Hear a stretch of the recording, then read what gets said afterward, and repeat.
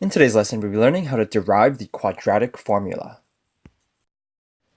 This is the quadratic formula. It is x equals negative b plus or minus the square root of b squared minus 4ac over 2a. You might be asking yourself, where do these b's, a's, and c's come from? These ABCs come from the standard form of a quadratic relation. Y equals ax squared plus bx plus c. So there's the a, there's the b, and there's the c. The purpose of the quadratic formula is to find the values of x when y is equal to 0. In other words, you're looking for the x-intercepts, zeros, or roots of a quadratic expression.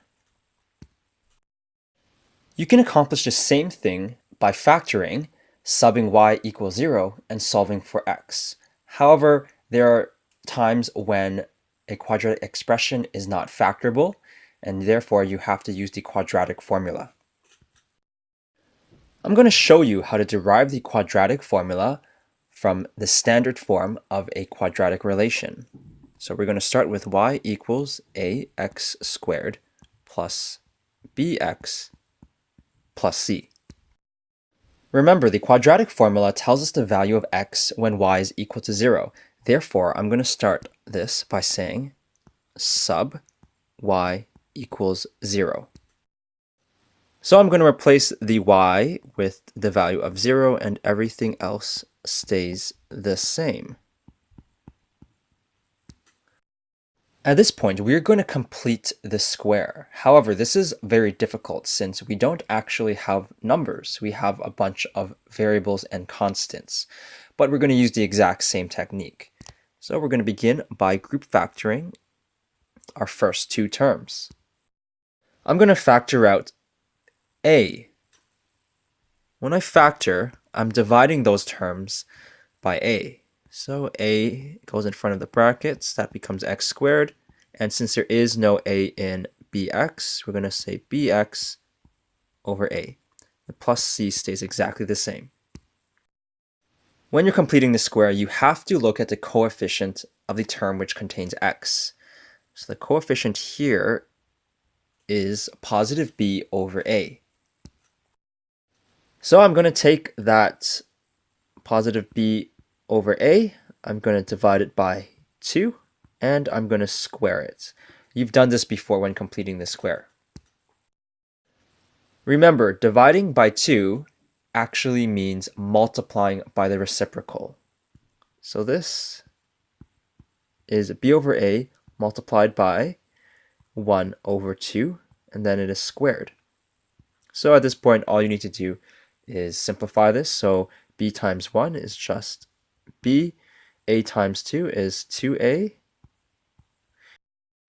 And when I square everything in the brackets, I'm going to get b squared over 4a squared, because 2 squared is 4 and a squared is a squared. I'm going to add this term and subtract this term from the terms within the brackets.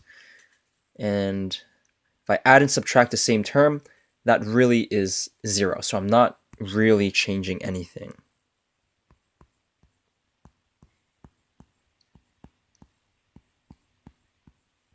So I'm going to add b squared over 4a squared, and I'm also going to subtract b squared minus 4a squared. And the plus c stays the same. You'll remember that you're going to have to identify the negative term which you've just added, and you need to move it outside of the brackets. But before you move it outside of the brackets, you have to see if there's any coefficient in front of the brackets over here, and that is a. So that means you have to multiply it by a before it leaves the brackets. All right, so let's show the work for that.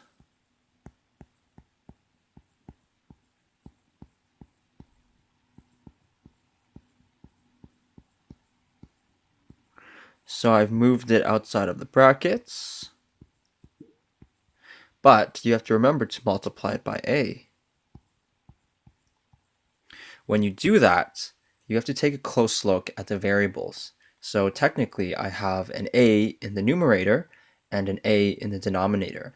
And you need to use your quotient rule here when dealing with the exponents. So that cancels out with that. So all you're left with is an a in the denominator, because when you're dividing terms with the same variable, you have to subtract the exponents.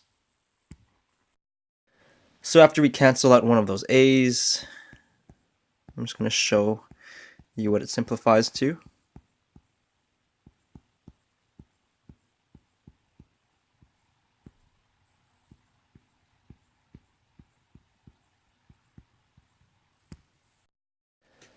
I want you to take a close look at these terms.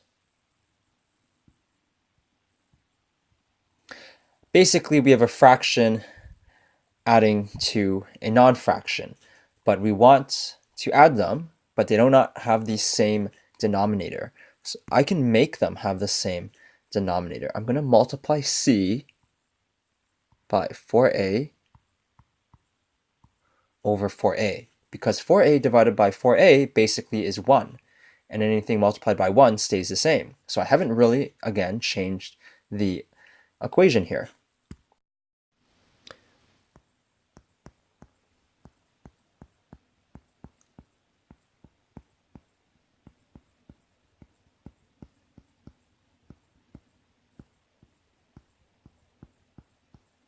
So I'm going to multiply c by 4a over 4a, and that simplifies to 4ac over 4a.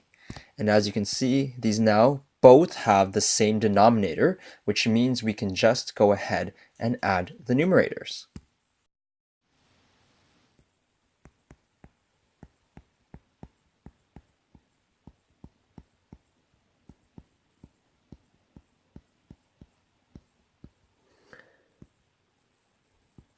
So I'm adding the numerators and the denominator stays the same.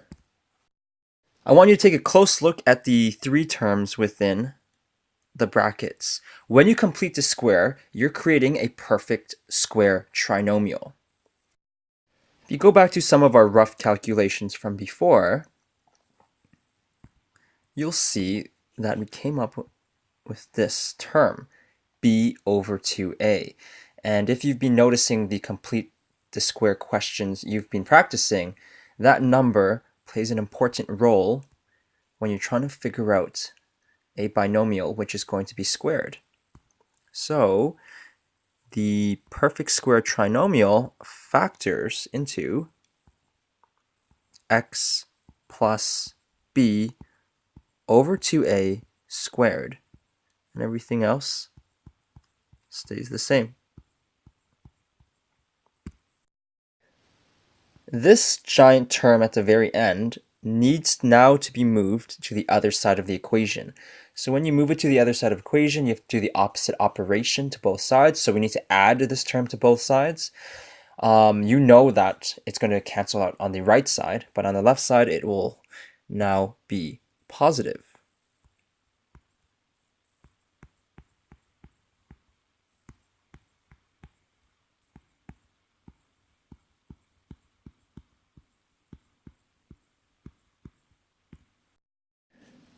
Keep in mind that we want to figure out the value of x, but x is stuck within the brackets on the right.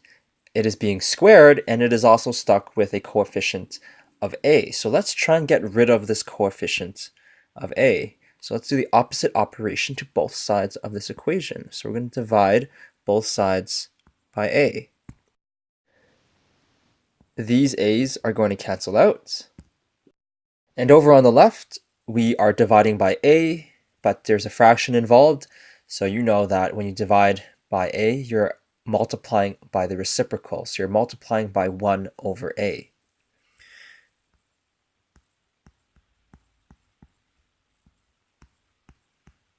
So basically you're multiplying by 1 over a, like I said. Everything on the right stays the same. So we're going to multiply that by 1 over a.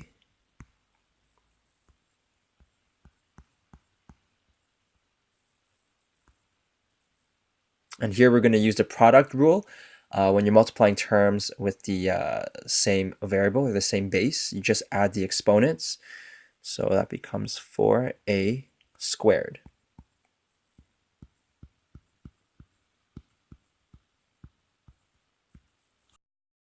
Now we want to get rid of this exponent of 2.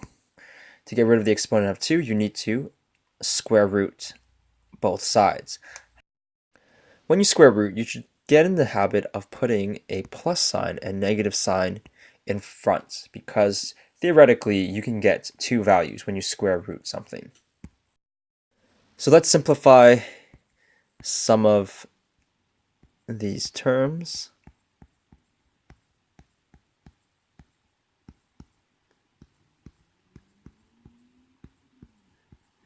The x and b over 2a are no longer in brackets on the right side. Over on the left, you have a fraction being square rooted. Now, if you have a fraction being square rooted, both the numerator and denominator get square rooted. So the top is a little bit difficult to figure out, but the bottom is pretty easy to figure out because the square root of 4 is 2 and the square root of a squared is just a. So let's go ahead and write that in. So remember, the numerator is still being square rooted, but we can't really do anything there, and the bottom just becomes 2a.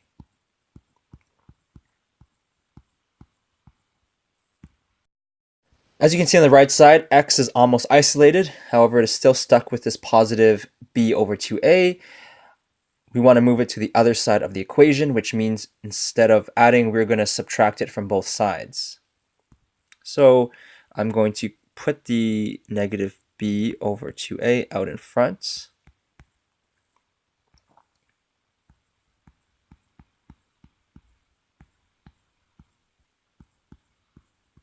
And we have finally isolated our x. But what we have on the left doesn't really look like the quadratic formula yet, but we are very close. Before we keep simplifying this, I want you to switch everything to the other side. So in other words, I want x on the left side, and I want what I have on the left on the right. That doesn't change the equation. I'm only doing that because typically we read things from left to right. So it is a little bit easier to read this like so.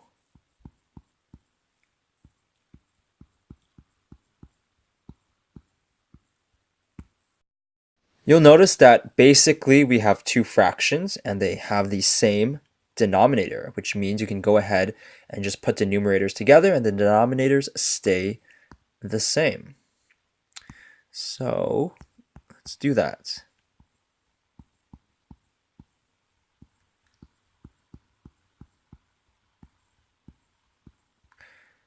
And there you go. We've just derived the quadratic formula from the standard form of a quadratic relation.